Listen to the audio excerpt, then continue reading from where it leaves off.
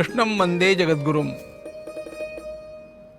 मनुष्य के रूप में हम जन्मे हैं, एक परिवार में रहते हैं।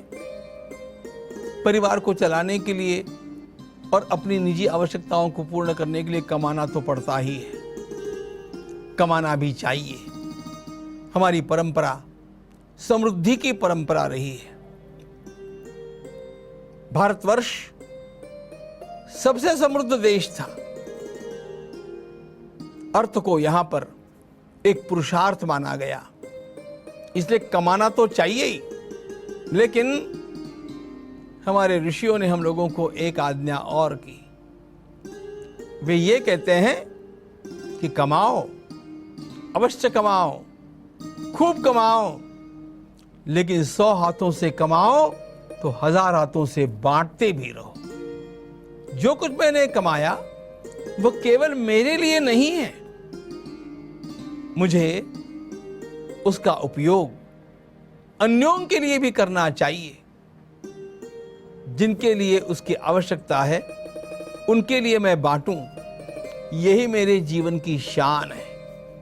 श्रीमद् भागवत में एक सुंदर श्लोक भगवान महादेव जी के श्रीमुख से आया। एतामान्य प्रभोरर्थो यह दीन परिपालनम। बड़ों का बड़प्पन ही इसमें होता है कि वो छोटों को उबारने के लिए प्रयास करें। और यह जो प्रयास है, यह जिन अनेक माध्यमों से किया जाता है, उन माध्यमों में एक दान माध्यम है। मैं बांटूं, मैं औरों को दूं, मैं उनको बड़ा बनाने के लिए प्रयास अपनी ओर से करूं। और यह जो बांटना है ना, यह केवल धन के बारे में नहीं बोल रहा हूं। जहां धन की आवश्यकता है हमें धन बांटना चाहिए, जहां ज्ञान की आवश्यकता है हमें ज्ञान भी बांटना चाहिए।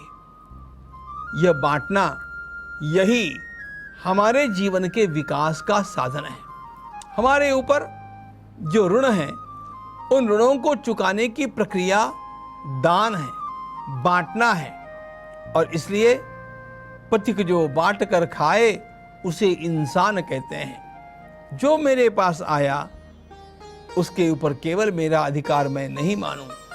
परमात्मा ने अनुग्रह किया, परमात्मा ने मुझे यह शरीर दिया, परमात्मा ने मुझे कुछ सुविधाएं दी, परमात्मा ने मुझे इस योग्य बनाया।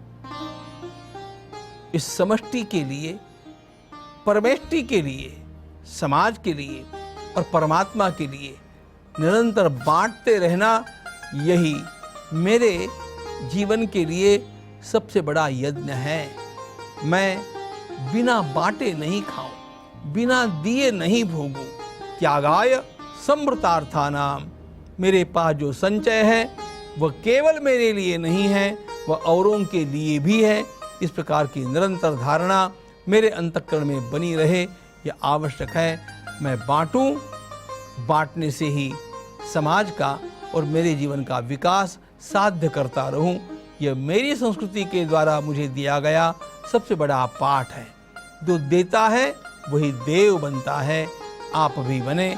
वंदे मातरम।